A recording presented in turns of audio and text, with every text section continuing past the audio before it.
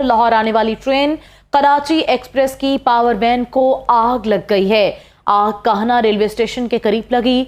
Driver ने train को रोका, बाकी बोगियों को पावर वैन से अलग कर दिया। आग लगने की कोई वजूहात सामने नहीं आ सकी।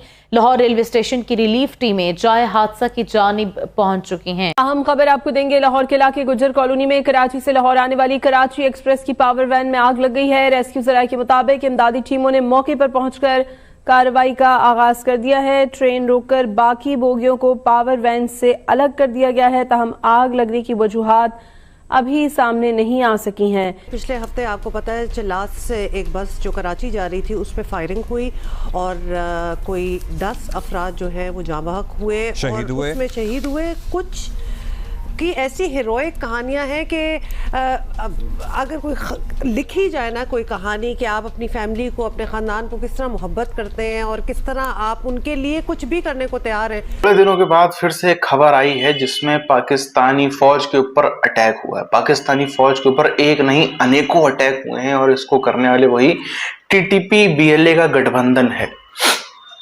आप इस चीज को समझिए, इधर 10-15 दिनों से खबरें आना बंद हो गई थी। अब ये दिखा नहीं रहे थे या क्या है भाई, हम लोग ग्राउंड रिपोर्टिंग तो करते नहीं, बलूचिस्तान में घूम घूम के पता चलेगा।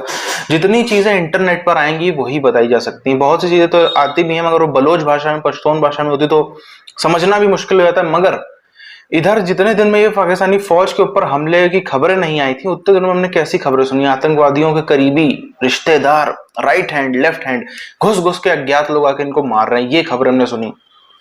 आतंकवादियों पर सीधा अटैक हो रहा था।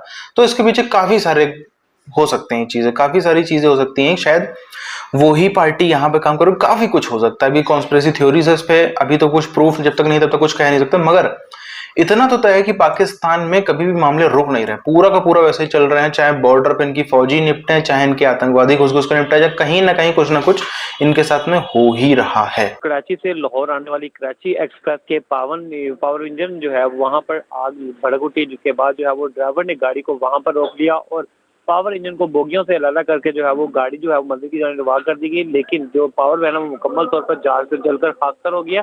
इब्तदाई मालूमात के मुताबिक जो है वो अभी तक कोई जानी नुकसान नहीं हुआ, जबकि एक हवाले से जो है वो आग लगने की वजूहात जो है वो मालूम की जा रही है।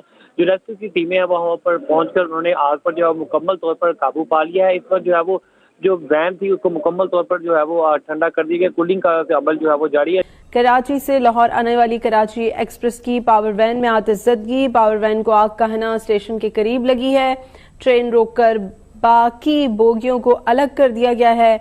आग लगने की वजूहात ताहाल सामने नहीं आ सकी हैं। इस वक्त इमदादी कार्रवाइयां जारी हैं। ये मनाजिर आप टेलीविजन स्क्रीन पर भी देख सकते हैं। कराची से लाहौर आने वाली कराची एक्सप्रेस की पावर वैन में आतिशज़दगी हुई है और पावर वैन को आग काहना स्टेशन के करीब लगी है। माएँ जो होती हैं ना, वो बच्चों के लिए कुछ भी कर गुजरने के लिए तैयार रहती हैं और ये उसकी हकीकी और अमली मिसाल है जो हमने देखी रोशन बीबी की सूरत में कि दहशतगर्द गोलियां बरसा रहे हैं, बौछार कर रहे हैं चारों तरफ से। उसने ना आओ देखा ना ताओ देखा, बच्चों को सीट के नीचे दबाया, शौहर को नीचे किया और खुद लिटरली एक शील्ड की तरह लेट गई और 6 गोलियां इनके जिस्म में पैवस्त हो गई, जिनमें से 3 आज भी इनके जिस्म में मौजूद हैं और इनके जिस्म का निचला हिस्सा इस वक्त पैरालाइज हो चुका है। थोड़ी सी हालत, ये तबीयत ख़राब होकर मैं नींद में था।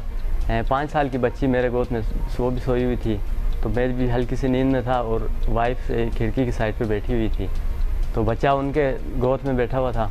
तो अचानक से फायरिंग स्टार्ट हो गई है। फायरिंग स्टार्ट होते ही बस उसने जो ना ये कमाल किया है कि मैं उसको दाद भी देना चाहता हूँ कि बच्चे को सबसे पहले उसने वो सीट के नीचे डाल दिया होती है पैरों वाली। उसके बाद फिर बच्ची को भी मेरे गोद से जल्दी से उसने उठाया, फिर उसको एक साइड पे डाल दिया। फिर मुझे जो ना धक्का लगा के उसमें गिराया, थोड़ी सी नींद में था। वो धक्का लगाने के बाद खुद आके जो ना वो हमारे ऊपर लेट गई और सर नीचे की तरफ करके उसने कहने लगी कि बच्चों को बचाना है। वो बच्चे सर बड़े अजीज होते हैं। फिर उसने कहा कि इनको बस बचाओ, इनको बचाओ, खुद नीचे लेटे रहो और खड़े नहीं होना है। तो असल में तीनों साइड से हो रही थी। इस साइड से भी हो रही थी, आगे पहाड़ था, कुछ बड़े बड़े पत्थर ऊपर थे। नीचे की साइड में काफ़ी नीचे दरिया, लेकिन वो रोड के किनारे पे वहाँ पे भी बड़े बड़े पत्थर थे। तो शायद वो बैठे हुए थे प्लान बना के।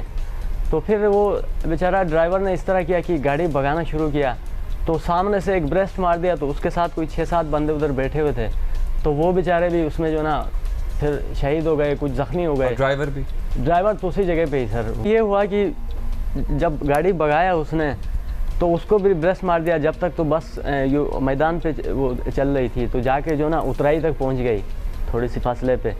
तो सड़क से उतर गई थी? नहीं, सड़क पे नहीं, यानी बस वो रोड भी इस तरह था ना कि कुछ कच्चा सा रोड था। फिर गाड़ी जो ना खुद ब खुद चलना शुरू हो गई, तो हम तो सर पकड़ के सर बैठे हुए थे कि यार अब या के ये नीचे दरिया बुर्द हो जाएंगे बच्चों समेत, या ये कल्टी खाएगी, एक तो बड़े बड़े पत्थर या जाके उनके साथ टकराएंगे। बस इसी सोच में थे कि सर जाके जो ना एक झटका सा महसूस हो गया। उस झटके में ये हुआ कि एक ट्रक सामने से जो ना सीमेंट बड़ा लोड ट्रक आ रहा था, तो उसके साथ लग गया।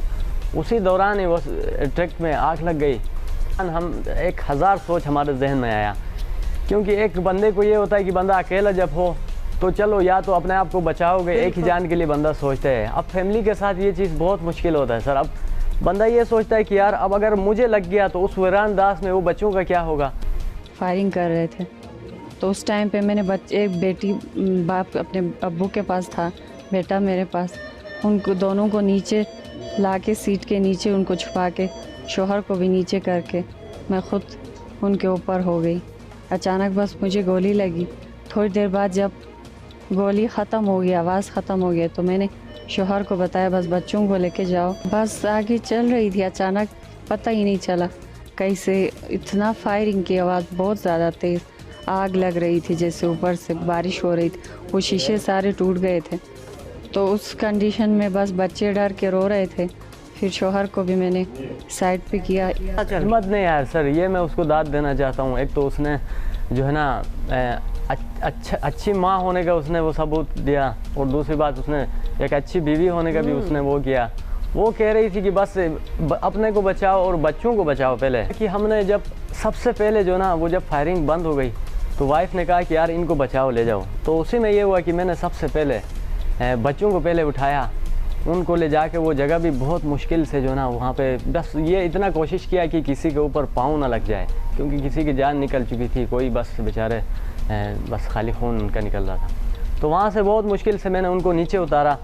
फिर मैंने सोचा कि अब ये तो बंदे ऊपर है, ये फिर फायर करेंगे, तो बस डर के मारे मैंने कहा कि यार थोड़ा साइड पे उनको एक छोटी सी पत्थर वगैरह वहाँ पे थे, तो उनके बीच में ले जाके तो वो रो रहे थे, उनको फरियाद करके मैंने कहा मैं मम्मी को लेके आ रहा हूँ, यहाँ आराम से बैठो नीचे, तो ऐसा ना हो कि फिर ऊपर से आए फिर वो मारेंगे।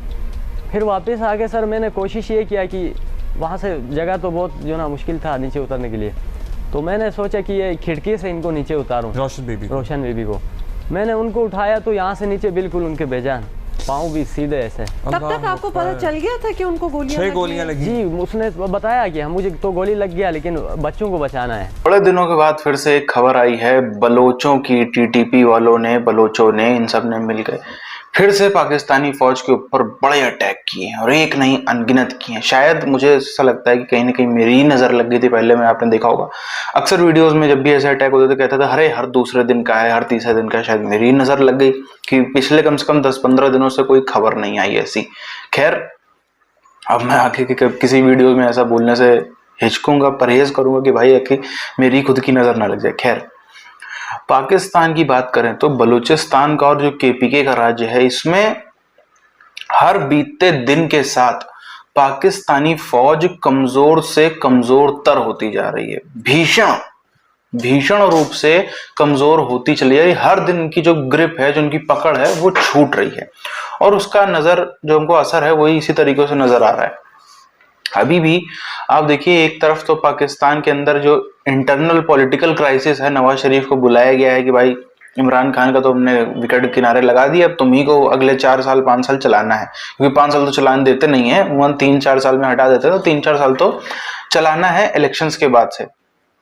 अब जो कायदा था, उस कायदे के हिसाब से इस महीने के अक्टूबर में इलेक्शंस हो जाने चाहिए थे। 5 साल कंप्लीट हो गए हैं। 5 साल पीछे यदि हम जाएं तो अक्टूबर के महीने में ही चुनाव हुए थे, जिसमें इमरान खान जीत के आया था। हालांकि अभी तो नहीं हुए, और अभी ऐसा लग रहा है कि नवंबर में भी होते हुए तो नजर नहीं आ रहे हैं। दिसंबर में शायद हो, या जनवरी तक, या उसके बाद भी मामला खिंच सकता है। पर जिस तरीके से नवाज शरीफ को बुलाया गया है कि लग तो रहा है कि हो जाएंगे, इधर 1-2 महीने में एक खेल खिसका देंगे।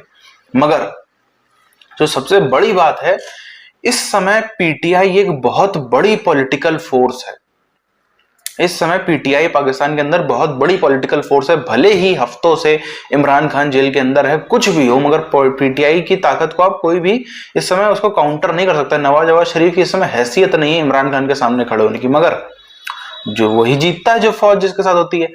तो अब यदि पब्लिक को दिखता है, पब्लिक ज्यादा घरों से निकलती है, और एक तो इमरान खान भी इसमें बड़ा हाथ हो सकता है। इमरान खान के दोस्त हैं ये टीटीपी वाले, बलोच, ये सब लोग दोस्त हैं इमरान खान के अच्छे पीटीआई के, तो वहां से भी इमरान खान का भी कहीं ना कहीं इसमें कमांड रहता है। और साथ ही साथ में इलेक्शंस अगर होते हैं और उसमें पीटीआई हारती है, तो मुझे लगता है तब तक या शायद उसके पहले भी पाकिस्तान में कुछ बड़ी गतिविधियां हो सकती है, क्योंकि पब्लिक इस चीज को शायद बर्दाश्त ना करे। वैसे तो नकारी कौम है, शायद कर भी ले, मगर अगर नहीं करती बर्दाश्त तो फिर बहुत ही बड़ी और देश के उनके बिखरने वाली स्थिति बन के रह जाएगी।